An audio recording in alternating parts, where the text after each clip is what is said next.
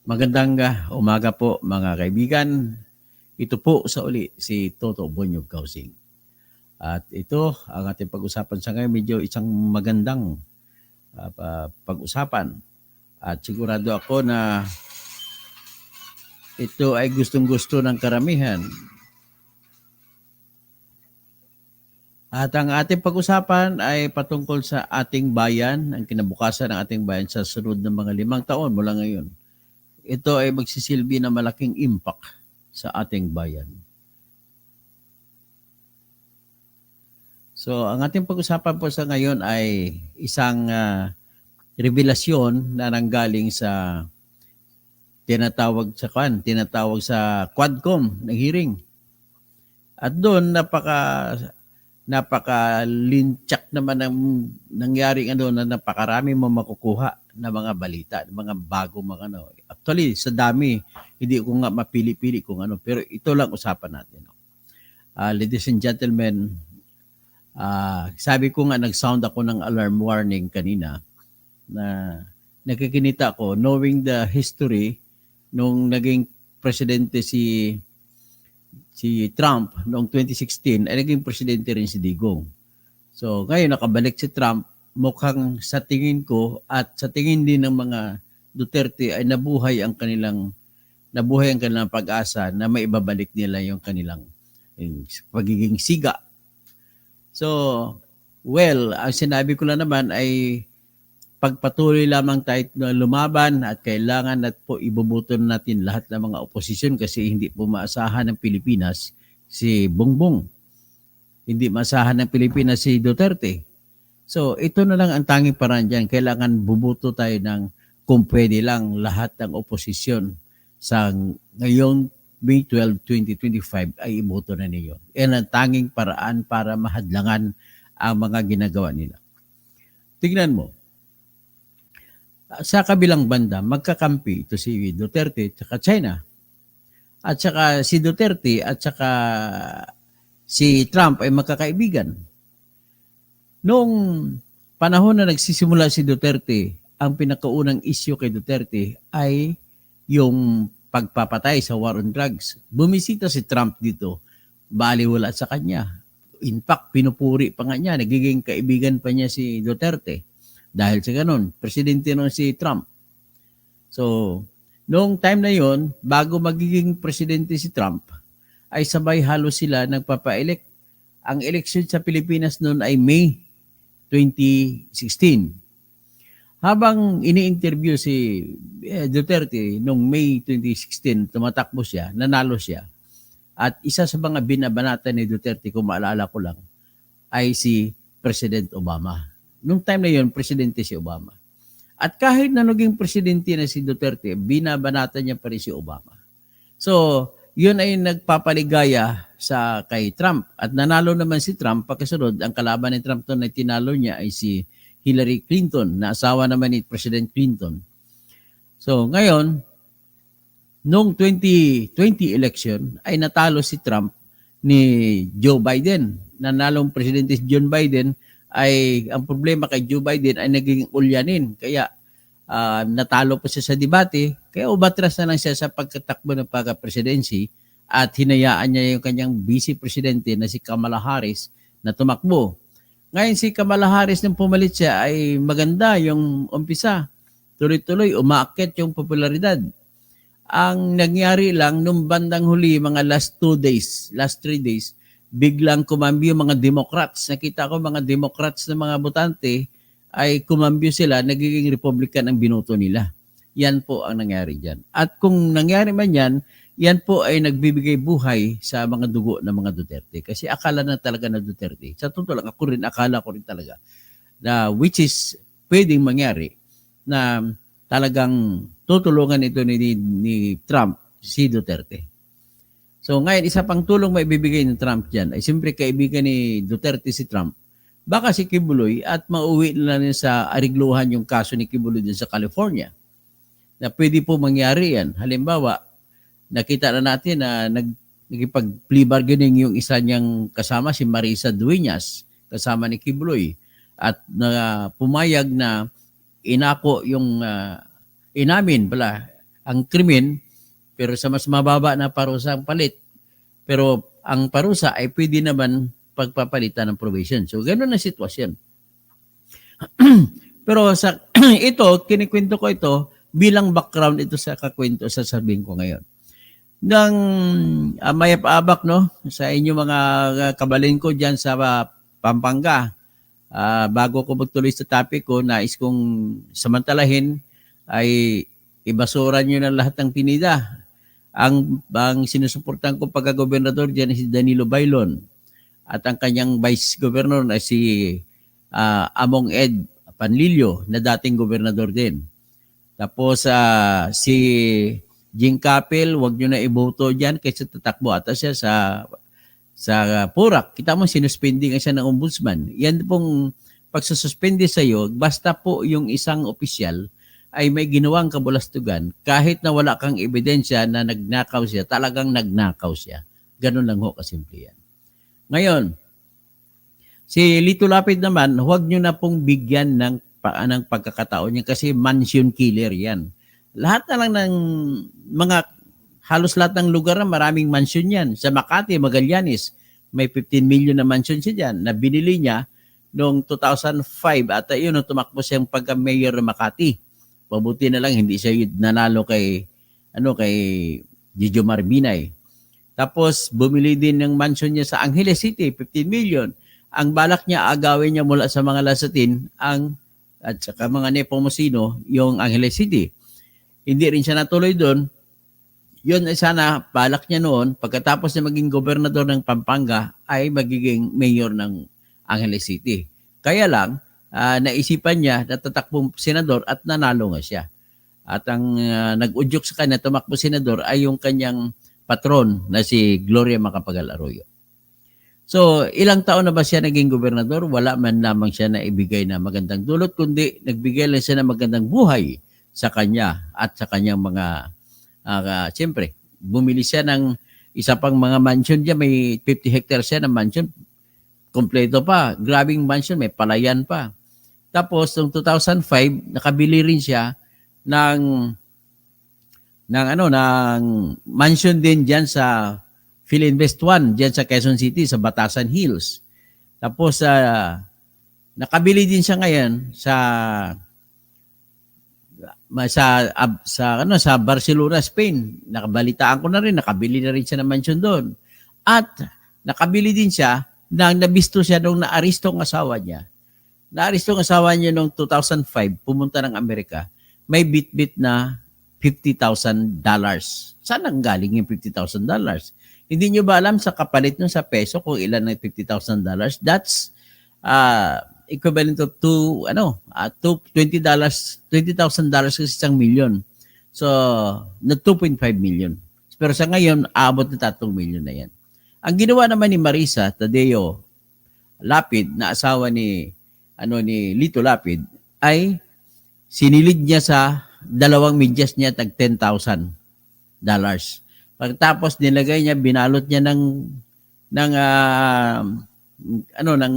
damit yung $20,000 dun sa bag niya. Tapos, ang 10,000 niya pinapakita niya. So, ginawa niya yun sapagkat alam niya na bawal pumasok sa Amerika na makapagbitbit ka ng mahigit $10,000. Kaya ngayon, kampante siya, akala niya hindi siya mahuli nung pumasok na siya sa airport ng Amerika, nahuli siya. So ngayon, kinasuhan siya at ginawa niyang pampiyansa ay nabisto ngayon. May 2 mansyon si Lito Lapid dun sa Los Angeles. Ay, sa Los Angeles, sa Nevada, Las Vegas, Nevada. So kung meron siyang mansion doon, yan naman ang katibayan na dami na mansion niya. So, yan naman din ang resulta. Tanong, saan ba nanggaling yan? So, ibig sabihin, yan po ang katibayan na totoo po yung mga akusasyon ni Among Ed Panlilio. Nung umupo si Among Ed Panlilio bilang gobernador, ay nakita niya na ang ninakaw ni Lito Lapid bilang gobernador ng Pampanga ay 1 million pesos a day sa quarry lamang. Alam mo yung quarry, yan yung lahar na pumatay ng maraming buhay ng mga Kapampangan at nagtabon ng napakalibu-libong bahay ng mga Kapampangan dyan sa Pampanga pagkatapos pumutok yung Mount Pinatubo. At yan din, ang lahar na yan, nagpayaman kay Congressman Dong Aurelio Gonzales. Nung nakaraan lang, nanalo pa siya sa Supreme Court sa sinisingil niya ng pera kasi may construction firm siya. Yan po nagkontrata at nagpatayo ng mga tinatawag na engineering intervention para sa mga baha na dulot ng lahar. So, yan po ang kalakaran sa Pilipinas. So, big sabihin, kapag maswerte ka at nakalagay sa medyo maganda, parang walang excuse kahit sino sa atin ang medyo nakaangat, bihirang-bihira ka makakita ng isang tao na talagang tapat sa katotohanan, tapat sa katarungan na hindi talaga magnanakaw. So ngayon, given that situation, umabot tayo ngayon sa pagdating ni Duterte at nung dumating si Duterte, kaibigan niya si Trump. Okay. Pagkatapos umalis si Duterte, pumalit naman si Bongbong Marcos at pumalit din nung 2 years ago, 4 years ago, pumalit naman si Biden kay Trump. So, yan ang nangyari. So, kita mo naman ang problema ni Trump, ang dami-dami, pero nakabalik niya sa ngayon. So, ngayon, dahil nakabalik na siya, marami ang nag-advise na po yung ambassador ng Pilipinas sa Amerika. Ang lahat ng mga Pinoy na TNT ay samantalahin na nila ngayon habang hindi pa nakapasok sa kanyang hindi pa naka-take out si Mr. Trump sa pagiging presidente kasi talagang matindi ang makakarating sa mga Pilipino na mga TNT.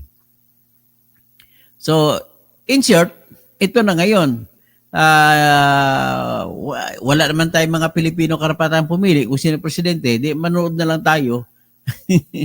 So ngayon, siyempre pipiliin natin presidente kung sino makakatulong sa Pilipinas. Lalo pa sa ngayon na ang kaaway natin ay China. So kung China ay nangagaw ng dagat na karagatan natin, sa ngayon, sa habang kinikwento ko ito, hindi lamang po Pilipinas ang namroblema ngayon sa China. Pati Vietnam po, kahit kaibigan nilang China, namroblema na rin ang Vietnam. Pati yung Indonesia, yung kanilang na oil drilling doon na inaagaw na rin ng China. Sabi sabihin, lahat ng Southeast Asian countries nito ay nakikipaglaban na sa China. So, hindi ko naman alam, sobrang tapang naman to ng China at matapang mang-agaw ng mga teritoryo. At sa ngayon, ang isa kong ibabahagi sa inyo, yung wag kayong medyo matakot kasi yung China, may problema din ang China sa Russia. Kasi nung panahon ng pinakahuling dynasty sa China, ay natakot din sila sa Russia at ibinigay yung napakalaking teritoryo nandun banda sa norte, no, katabi ng South Korea, North Korea. Mga teritoryo, Manchuria, binigay sa Russia. So ngayon, ang sila ni Xi Jinping ngayon, ang mission nila, actually lihim na kaaway sila ng Russia at agawin na balik yung mga teritoryo na yun na binigay. Okay? So with that, with that background, titingnan natin ngayon sa ating aspeto. So ngayon, may problema tayo. Sinabi sa hearing ni Mr. Jimmy Guban na isang customs intelligence officer dati na na-convict na nakakulong ngayon. At siya'y na-convict dahil po ayon sa kanya, ay inimbintuhan siya ng kaso ng mga Duterte. Kaya nandun siya sa loob. At pasalamat din siya sa isang banda kung bakit nakulong siya ay yun din ang nagsasalba sa kanya kasi kung hindi siya nakulong, malamang po ay patay na rin siya ngayon. Kasi 5 po sila magkakaibigan. Si Asierto, Colonel Asierto, si Jimmy Guban, at si Director Fajardo sa PDEA. Meron pang isa si Colonel Pirote na taga Bacolod na nawala. Hanggang ngayon hindi pa nakita ang katawan. Pinapalagay nila, patay na. At saka si Sergeant Liwanag. 5 yan sila na operatiba. Sila po ang nakadiscover ng magnetic lifter sa panahon na si Faeldon pa ang commissioner sa customs. Ang na-discover nila, na hinabol nila, na na-apprehend nila na mga tinatawag na magnetic lifter at inimport niya ng Bicaba na importer. At dahil nga dyan sa mga imports na yan, nasentensyan nga si Mark Taguba na anak ng customs police officer na pirma lang kasi siya ng pirma, kasama dyan si Tanyada, Tatad, o ano pa nakalimutan kong pilido. Sila ang pirma ng pirma na hindi niya daw alam na mga droga na pala ang laman ng mga container na pinapapasok nila. Ayon pa naman kay Jimmy Guban na siyang intelligence officer ng customs, sabi niya sa ngayon kahapon na nagtumistigo siya ay halos umabot na sa 600 na container van ang nawawala na hindi makikita. Dumating sa Pilipinas, alam na dumating sa Pilipinas, pero hindi alam kung naipasok sa ating custom zone. Pero nawala na. Pero ang alam niya, umalis na. Yun yung mga nawala daw. Yun doon po nakakarga yung mga ukay-ukay. At ang trabaho po sa ukay-ukay, para hindi mabisto, kasama po yung droga. Ganon po ang nangyari.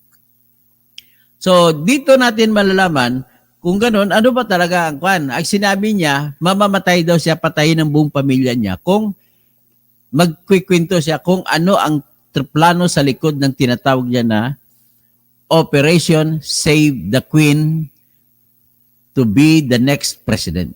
Sino ba yan? Wala naman akong ibang alam. Kahit kayo, alam nyo na. Iniisip nyo. Ako, iniisip ko si Sara Duterte yan. So ngayon, bakit sinasabi operation to save the queen? Kung save, pag sinabi mo ang lingwahe na gagamit mo save the queen, ibig po sabihin nun ay delikado yung queen na tinutukoy nila queen. So, ibig sabihin naman nun ay sino ba yun? So, wala po akong ibang naisip si Sara. Pero bakit naman ito si Jimmy Guban ay takot na takot? So ngayon, bago natin papatuloy kwento, pakinggan muna natin yung mga tanong-sagot ni Jimmy Guban at saka ni Congressman Kung Hon.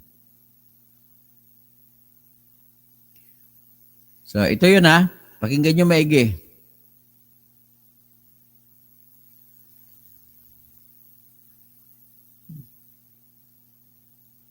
Okay, pakinggan nyo. Mr. Jimmy Guban, kanina may binanggit ka na sabi mo, save the queen, that they wanted to be the next president. Maaari po bang pakilinaw ito at sino po yung tinutukoy ninyo? Your Honor, yung kawayan, that involves already tight security, Your Honor, in my family again. Ayusin ko muna security ko, Your Honor, and I will divulge who are the implementors of that, Your Honor.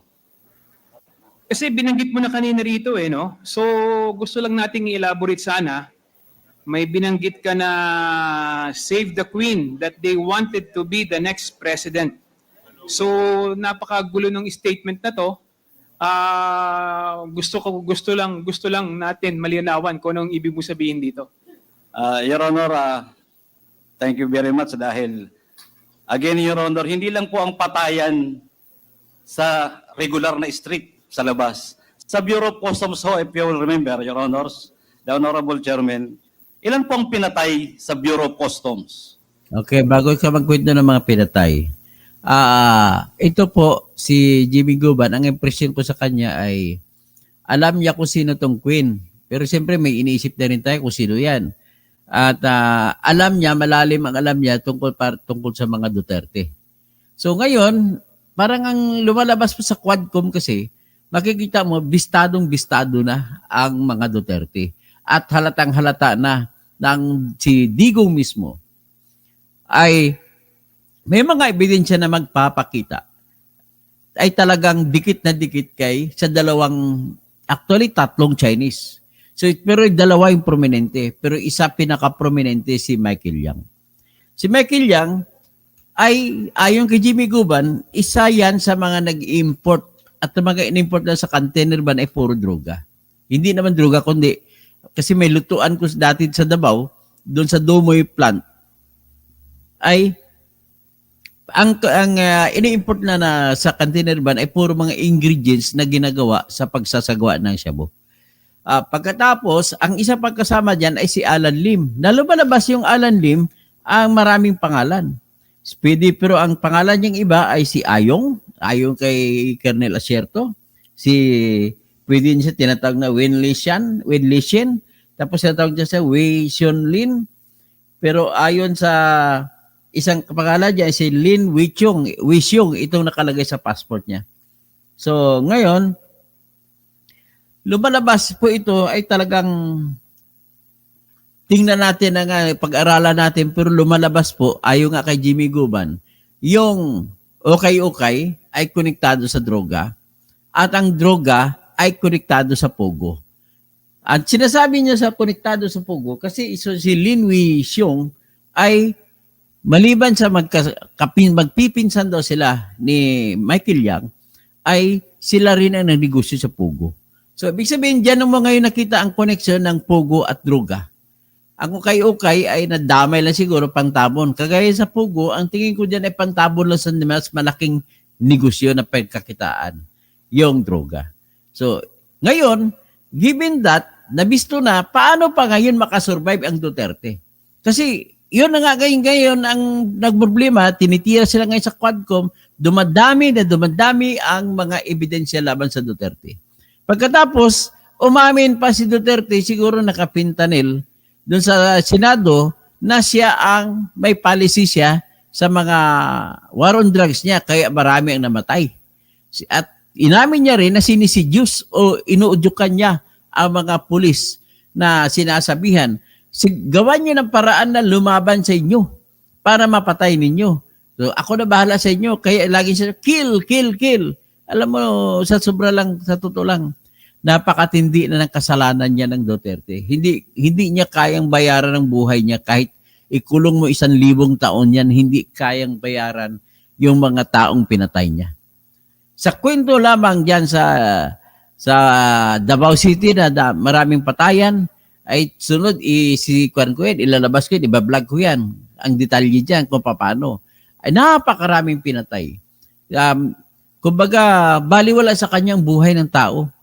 Ganon siyang klaseng tao. Pero napakaswerte naman niya at nagiging presidente at kahit anong dami ng mga ebidensya laban sa kanya, napakagaling naman niya, napakaswerte niya at mukhang hindi pa si referensya kayang tumbahin. Akalain mo maraming ebidensya, tapos hindi siya kaya. Hanggang ngayon, sumusuko, yumuyuko pa sa kanyang presidente sa ngayon. Pero mo, ano bang meron kay Duterte? Bakit ayaw ni Bongbong na ibigay sa ICC si Duterte? Simple lang naman ang gagawin ni Bongbong. Actually, nakikita ko na gagawin niya yan. Kaya ito ngayon tinatahak ng Quadcom. Yung tinatahak ng Quadcom na nakukuha na nila lahat ng ebidensya. Actually, sapat na po yung ebidensya na nakukuha sa Quadcom para makonvict ng ICC si Duterte. Pero bakit hanggang ngayon parang pigil? Pero hayaan mo lang. Ngayon, ang isa pang problema ni Sara, maliban niya sa mga droga na nakikita na, siyempre, bit-bit siya dyan. Ang asawa niya ngayon na si Mans Carpio ay kasama sa tinuturo. Tapos ang kapatid niya si Pulong Duterte ay kasama sa tinuturo. So ngayon, kung ganon, ang problema ni Sara na numero 1 ay dumadami ang mga Pilipino na umaayaw sa kanya.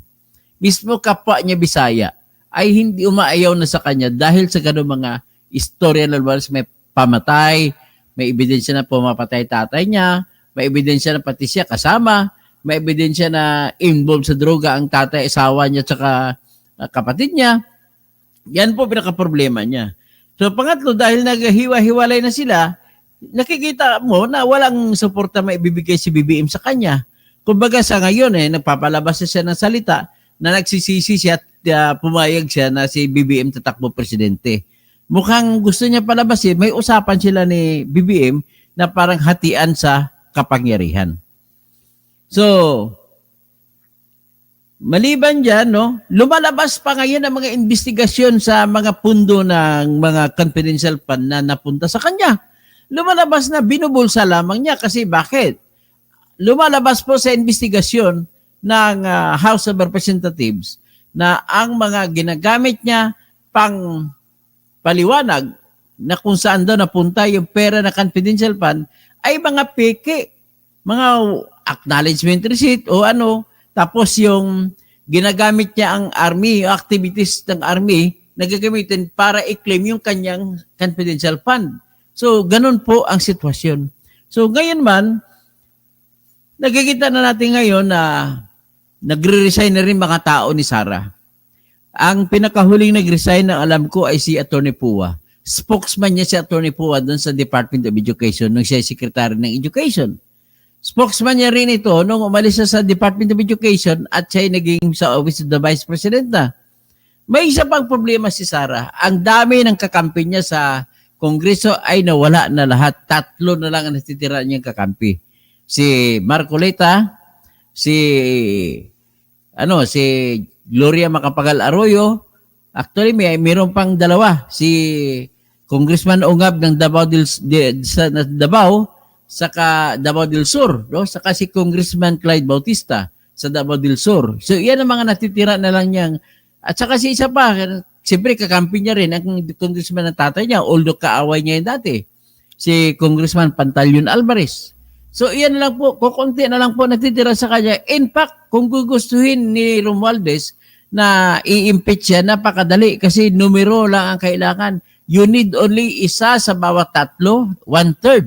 Isa sa bawat 3 na mga congressman ang kailangan mo na boto para ma-impeach ang isang tao. So ngayon, ang hawak ba ang hawak ni Romualdez, ilang congressman? Sa ngayon, may congressman tayo mga 317. So kung 317, meron ka na 100. So 15, 105. Kailangan may 106 ka na congressman na pipirma para ikaw ma-impeach. Kwan yan. Bali wala. Kayang-kaya. Kung kayang-kaya niya, edi ibig sabihin, problema talaga ito si Kwan. Si Sara, kung talagang gugustuhin nila. Pero nakikita ko sa next year, bago mag-2025, may lalabas na mga impeachment yan. Ipa-impeach talaga nila si Sara. Yun ang nakikita ko dyan. So, patuloy natin ngayon yung kwento ni Guban.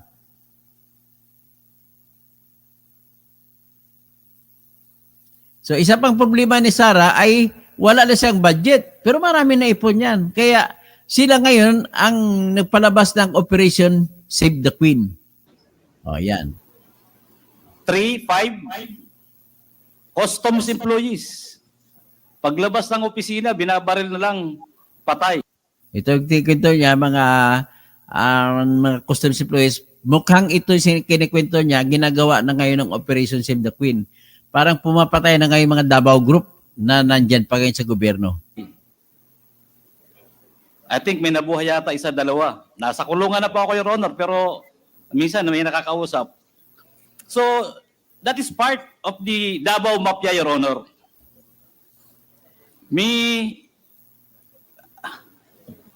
Kaya nga Mr. Jimmy Guban, no?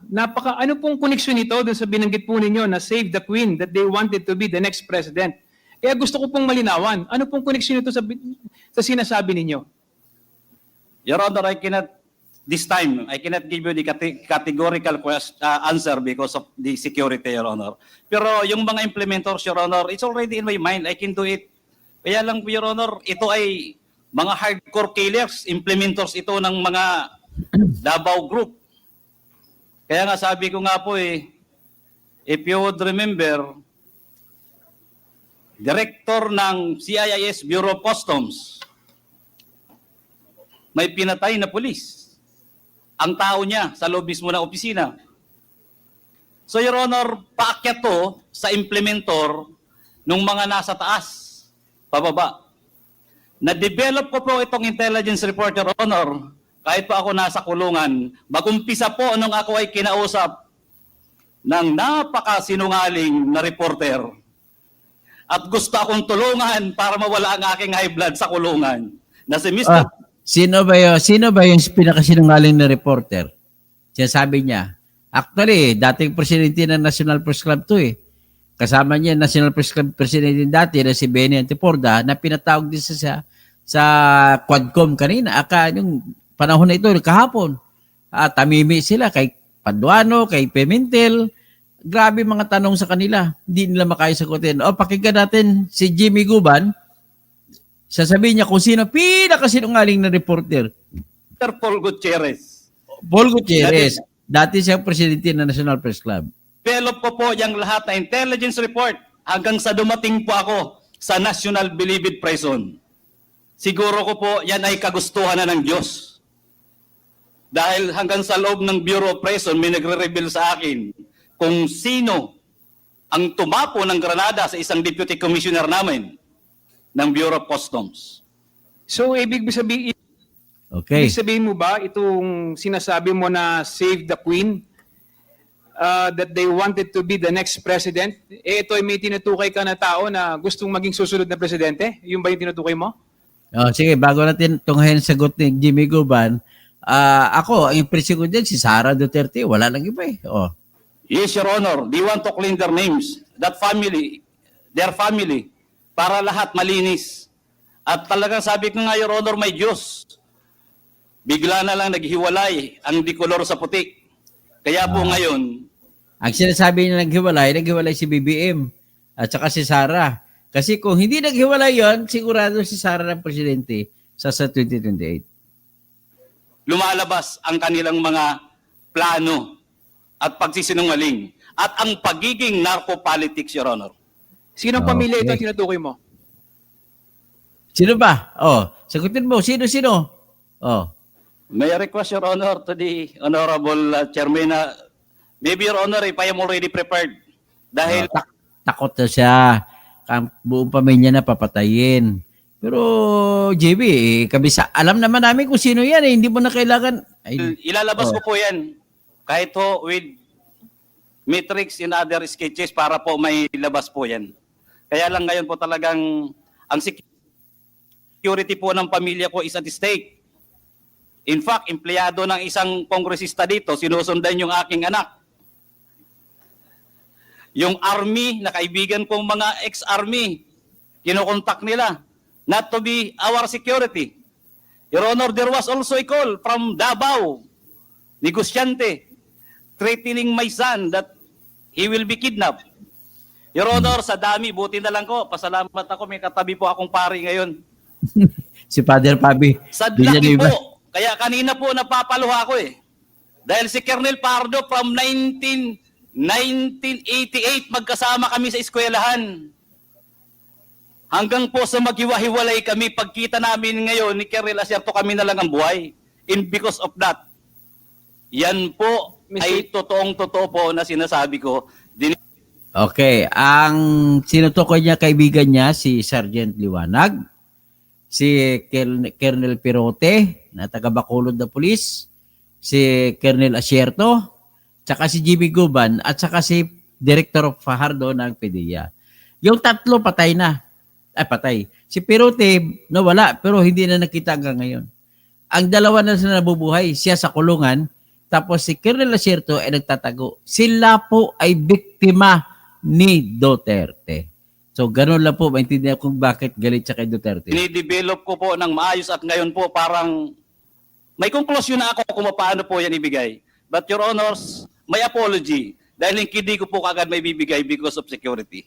Thank you very much. Okay, so, yan naman. Hanggang dyan lang muna tayo siguro tayo. Pero at least, kung ako tanongin nyo, ay talagang may balak pala talaga ang Duterte gumawa ng bagay na para maibalik sila. Okay? So, ngayon siguro ay lalo sila ngayon nanggagalaiti kasi kakampi nila nanalo sa Amerika na eleksyon. Si Trump. So anyway, nais ko muna mag-shoutout na lang ako, no? Nakaw na sa Kongreso, nakaw. Huwag kayo magpapaniwala sa chismis. Sino naman chismis? Hindi naman po chismis yan eh. Lahat sabihin mo, makukulong ka dyan kung mag-chismis ka dyan.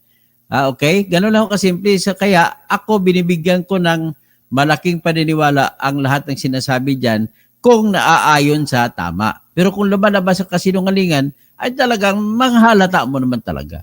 So, si Roderick de Guzman, si Dutay na yung son of God. Kasama na si Kibuloy, di ba? Tapos si Titina Gallardo, pareha sila ni Tambalustay, fake. Okay. Roderick de Guzman, bakit Bisaya tawag sa mga taga Mindanao? Paano yung mga taga Mindanao na tahimik lang? Ganito po yun, Roderick. Siguro hindi ka pa nakapunta. Understandably, hindi ka pa nakatapak ng Mindanao. Ganito po yan, ako po taga Mindanao. Sa Mindanao po, ang mga tao roon ay halo-halo.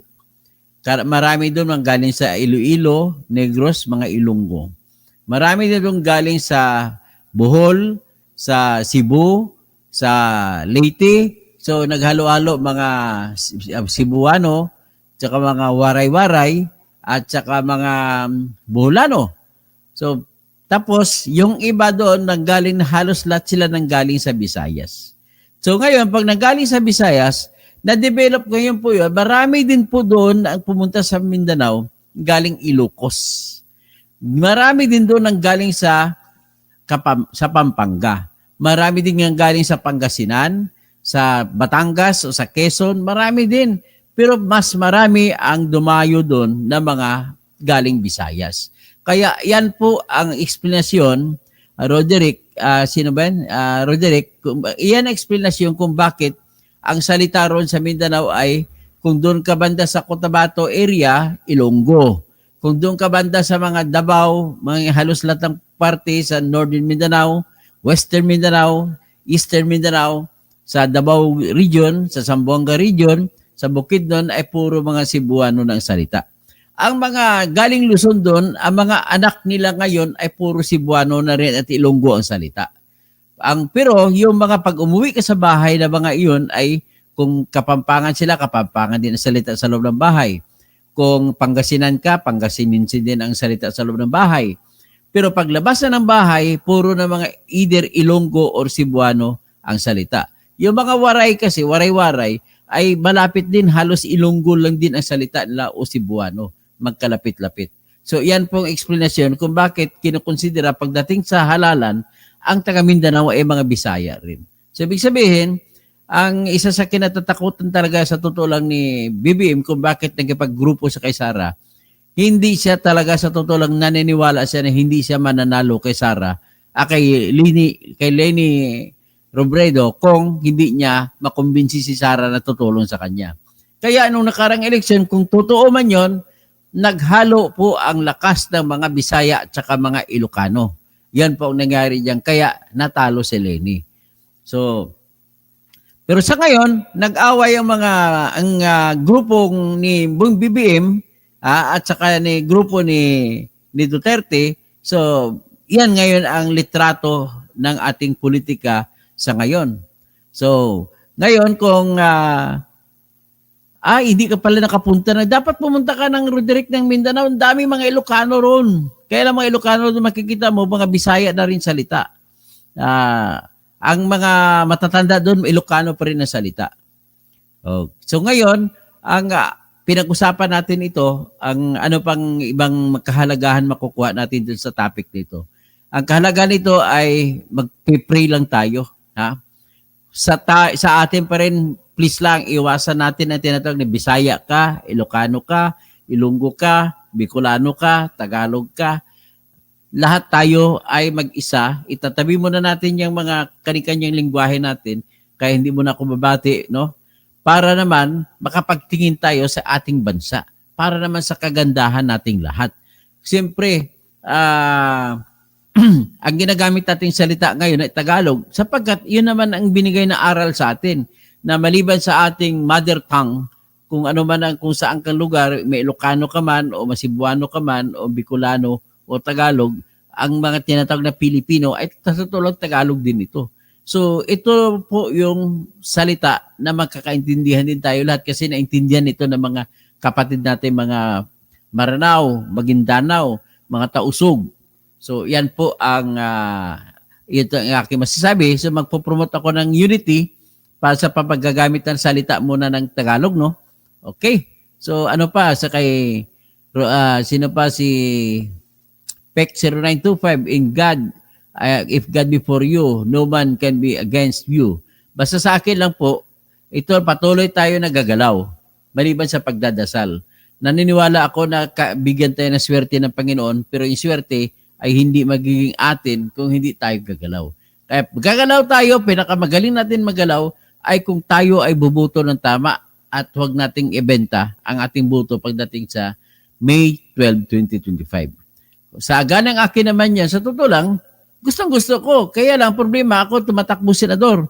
At nilalabanan ko pa rin ang pilit yung ginagawa nila na tatanggalin ako sa listahan, official list ng kandidatura sa pagka-senador sa ngayong election sa 2025. So ngayon, ibalita ko sa inyo na maliban sa nagsampa na ako ng sagot sa kaso ng Law Department ng COMELEC na ako raw ay joke sa Senado at dapat tanggalin ako kasi nuisance lang daw ako, ay gumawa na rin ako. Maliban sa sagot ko, nagsumite ako sa Supreme Court kanina ng kasong disbarment. Ibig sabihin, pagpapatanggal sa lisensya ng mga abogado. Ang abogado na sinampang ko ng kaso po ay mga abogado ng Law Department ng Commission on Election. Sinampahan ko sila ng kaso sa simpleng dahilan, hindi nila ginagampanan ang kanilang pagiging abogado. Bakit po nasabi ko na hindi nila ginagampanan? Kasi po, pumirma sila, gumawa sila ng petisyon na kung saan ano daw ako, nuisance daw ako dahil lamang sa ako'y disbarred. Wala namang connection ng pagka-disbarred ng isang tao kumpara sa pagiging mag-joke ka, magiging joker ka lang ba? Yan po ang nangyari. Kaya lumalaban tayo, papatuloy natin ang laban na sa Diyos ang awa at sa tayo'y gagawa. Ako'y pipilitin kong gagawin ito. At yan din pong dahilan kung bakit ako'y pangalawang araw ko na po ngayon na nag-aayuno o ano ako ngayon, fasting, pangalawang araw. Ang inano ko lang, liquid lang. Kung liquid, ibig sabihin nun ay gagawin ko po ng 9 na araw ito. Yan ang una kong balak. Nung nakaraan, nung January 5 hanggang February 20, ginawa ko rin ito, 45 days na kaya ko. At ang resulta po, napakaganda. Kung kaya niya, sundin nyo. Pilitin nyo sarili ninyo. Kahit anong sakit meron kayo, malamang matatanggal. So anong nawala sa akin? Hindi ko lang bitbit ngayon yung laboratory report kasi yung 2021, ang laboratory report ko may mga bato ako sa aking gall bladder at saka may mga bato sa aking kidney. Lahat yun po sa bago kong laboratory ay nawala lahat pagkatapos ko na mag-fasting. So after 3 months, nagpa-laboratory ako. So after 3 months na tapos ako ng fasting, yun ang resulta. Ang aking blood pressure, dati normal ko 120 over 80. Ngayon, ang normal ko na ngayon, 100 over 60. So ngayon, ang aking sugar ay nasa level lang. Kasi sira na rin ang aking pancreas, pero nasa level pa rin ako. Bumaba na lahat. So sa madalit sabi, healthy na healthy po ako. So ako ngayon ay pangalawang araw ko na panibagong fasting. Ang purpose ko naman sa fasting ngayon ay para sa Diyos. At para hingin sa Kanya na bigyan ako ng mas magandang sitwasyon pagkatapos ito na pilit kong nilalabanan ang COMELEC sa aking hinahangad na makatakbo ng pagkasenador. Kasi pag makatakbo ako, at least mabibigyan ko, magkakampanya ako ng todo para malaman ng mga tao na meron kayong kakampi na for the first time na magkakaroon kayo ng totoong senador. Okay? Yan lamang po aking masasabi. Tapos, si mga Facebook user, alam ko na kung sino yung the queen yan. Okay, kahit ako, naisip ko rin. Di ba, Roderick? The termite queen ang tawag niya. Si E.S. Makisi, good morning, Gino Toto. Sa Senador, mabuhay po kayo. Facebook user, good evening po, Engineer Toto. So, si Roderick, sige, guhit lang tayo ng teritoryo ng China at Russia. Yan ang hindi alam ng Russia, ay titirahin din ito ng China. Kasi, sabi ko nga, doon banda sa northern, sa Manchuria region, sa dulo ng sa itaas banda ng North Korea. Yan po ang gustong gawin ng China mula sa Russia. Rogelio Tapado, watching from Los Angeles, California. Long shot si Pusit. Tapos si Millions ko vlog, good morning, good evening to all. Attorney, maayong gabi. Tapos sa Facebook user, hello, good morning. Bakit di na malabas pangalan ng Facebook user? Jerica Lonstedt. Tapos Facebook user uli, magpa-print na po ba ako? Medyo, pwede naman magpa-print. Magagawa mo na kayo, pa-finalize ko. At bukas kasi may klase pa ako sa pamantasan ng Luzon, Maynila, College of Graduate School of Law. Ako magmasteral, no? Reacts, good morning, sir. Facebook user, kumusta na po kandidasin niyo? Pinaglalaban pa po natin, no? Pero matutuloy ito. Facebook user, good morning po, watching from Santa Maria, Bulacan. Oy, mga Bulakenyo, ha? Facebook user, good evening, Engineer Toto. Good evening, Engineer Toto. No? Jess Sanorho, Trump is against China and majority of Pinoys hates China. Nations and panahon ay ugali ng tao, Trump is not exempt. So, lahat naman ng tao nagbabagong ugali. No? Trump is not exempt. Duterte is exempt. Rizal Sita, tapos Facebook user, tapos Gandang Yumaga. Yun, naalala ko tayo si Percy Lapid eh. Crispin Rivera, Maya Pabingi. No? Maya Abak na ata eh. Facebook user, Maya Abak na. Okay, Christopher Roquero. Good evening, attorney watching from Taiwan po. Wow, Taiwan. Alex Ulin, good evening. Good morning, Engineer Toto. Intoy Padal. Okay. Sino pa bang iba? Si Facebook user lahat walang pangalan lumalabas. Bakit kaya? Dapat may normal lumalabas ito eh. Facebook user, Dr. Eleanor Claveria, Roderick de Guzman ulit. Roderick sa norte lang ka kasi. Hindi, punta ka sa South Cotabato. Punta ka sa Davao. Punta ka sa Bukidnon. Lahat para makita mo ang bayad mo. Huwag kayo magiging dayuhan sa sariling bayan. Agustin Morales, hello po, Dr. Toto Kausing. Ayay, huwag niyo kong paniwala sa chismis. Okay, indiyan lang muna tayo ha. At magandang umaga po sa inyo lahat. At magandang umaga, Sara Duterte!